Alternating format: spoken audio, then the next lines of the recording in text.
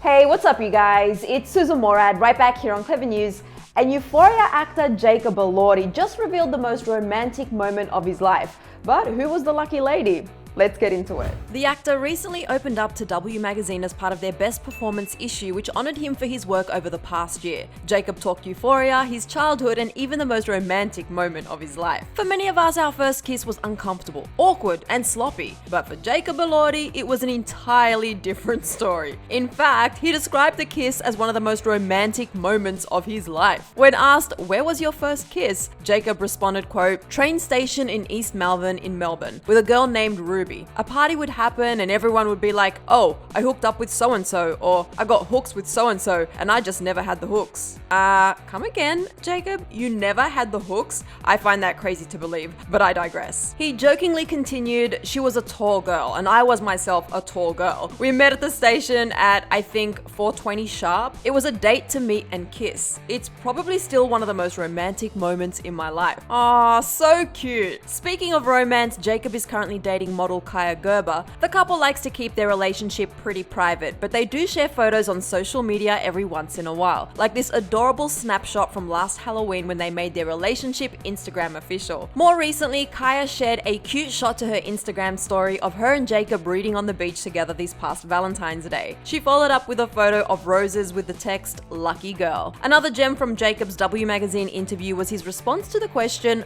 "Were you a dramatic child?" Jacob replied, quote, "Yeah, still am.